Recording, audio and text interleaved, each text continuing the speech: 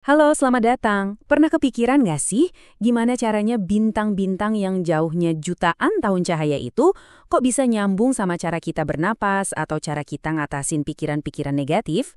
Nah, hari ini kita bakal menempuh perjalanan yang seru banget dari kosmos yang mahal luas langsung ke dalam labirin pikiran kita sendiri. Sebuah perjalanan dari luar ke dalam. Oke, kita mulai dengan ngelihat ke atas ya. Coba deh bayangin, pas kamu lagi lihat langit malam, kamu itu nggak cuma lihat ruang hampa, cahaya dari bintang-bintang itu butuh ribuan, bahkan jutaan tahun buat sampai ke mata kita. Jadi, secara harfiah, kamu itu lagi melihat ke masa lalu, ngerasain waktu yang seolah-olah meluas di depan mata. Perjalanan kita mulai dari skala terbesar yang bisa dibayangin, kosmos itu sendiri. Yuk kita telusuri bareng-bareng gimana hubungan kita sama alam semesta ini udah ngebentuk pemahaman kita tentang segalanya. Termasuk, ya, diri kita sendiri. Coba deh lihat, sejauh apa kita udah melangkah. Ribuan tahun lalu kita pakai bintang cuma buat nentuin kapan harus nanam gandum. Terus muncul Kopernikus sama Galileo yang bener-bener ngejungkir balikin cara pandang kita, mindahin kita dari pusat alam semesta. Setiap langkah ini tuh bukan cuma penemuan ilmiah, tapi juga pergeseran fundamental tentang cara kita melihat posisi kita di dunia ini. Nah, latar belakang gelombang mikrokosmik atau CMB ini penemuan yang luar biasa banget. Anggap aja ini kayak foto bayinya alam semesta. Ini adalah cahaya paling tua yang bisa kita lihat, sisa-sisa panas dari dentuman besar itu sendiri. Dari sini kita dapat petunjuk tentang gimana semuanya berawal. Tapi pencarian jawaban kosmik ini bukan sekedar soal data dan teleskop loh. Buat fisikawan Brian Keating, pencarian ini jadi sesuatu yang sangat personal. Sebuah usaha yang didorong oleh ambisi, motivasi, dan bahkan luka dari masa lalu keluarganya. Kisah ini tuh pengingat yang kuat banget ya. Di balik setiap pencapaian sains yang kelihatannya hebat, sering banget ada dorongan yang sangat manusiawi. Buat Keating, tujuannya emang hadiah Nobel, tapi motivasi di baliknya adalah buat mengalahkan bayang-bayang ayahnya. Ini nunjukin gimana pencarian terbesar kita seringkali akarnya tuh dari kebutuhan kita yang paling dalam buat dapat pengakuan dan penyembuhan. Pertanyaan ini yang membawa kita pindah dari skala makro yang super besar ke skala mikro.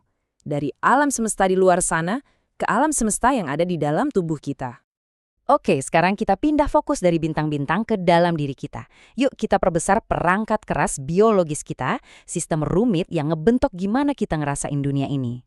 Coba deh, pikirin sistem saraf parasimpatis ini sebagai mode santainya tubuh kamu.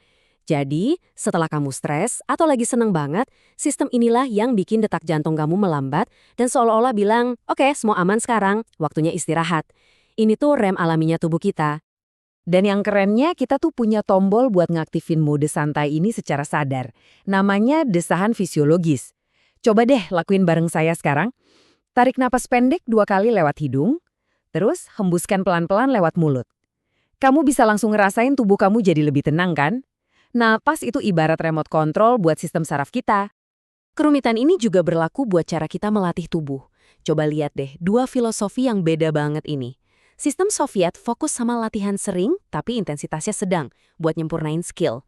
Mirip kayak pianis yang latihan tiap hari. Sebaliknya sistem Amerika lebih suka sesi latihan yang jarang, tapi intensitasnya tinggi banget, buat maksa tubuh beradaptasi. Dua-duanya efektif loh. Ini bukti kalau nggak ada satu jalan aja buat jadi kuat. Oke, dari perangkat keras fisik, sekarang kita nyelam lebih dalam lagi ke perangkat lunak internal kita, lanskap pikiran kita yang seringkali terasa, ya sedikit kacau.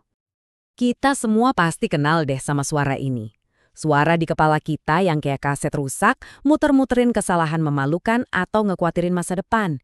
Nah, inilah yang disebut para ilmuwan sebagai chatter atau obrolan batin. Saat suara internal kita yang harusnya ngebantu, malah jadi kritikus kita yang paling kejam. Untungnya, kita nggak berdaya ngelawan obrolan batin ini. Ada alat-alat praktis yang bisa kita pakai. Nulis jurnal misalnya. Itu maksa otak kita ngasih struktur kepikiran yang berantakan. Terus ada perjalanan waktu mental. Coba bayangin diri kamu setahun dari sekarang. Itu bisa ngebantu ngasih jarak emosional. Bahkan hal sesimpel beresin kamar bisa ngasih rasa kontrol dari luar yang bisa nenangin kekacauan di dalam. Sekarang kita bahas salah satu tantangan pikiran yang paling berat. Penting banget buat kita pahami kalau duka, meskipun sakit banget, itu adalah proses yang normal dan perlu. Itu bukan penyakit. Nah ini dia paradoks yang, jujur aja, menyakitkan dari duka. Secara biologis, otak kita itu diprogram buat terus nyari orang yang kita sayang. Rasa putus asa yang luar biasa itu ternyata punya fungsi buat ngelindungin kita. Itu adalah cara tubuh kita buat akhirnya berhenti nyari, yang mana itu boros energi banget supaya kita bisa mulai hemat tenaga dan pulih. Jadi, gimana cara kita nyatuin semua ini? Yuk, kita lihat gimana wawasan tentang kosmos, tubuh, dan pikiran bisa ketemu di satu titik, jalan menuju penguasaan sejati. 3.000 kaki.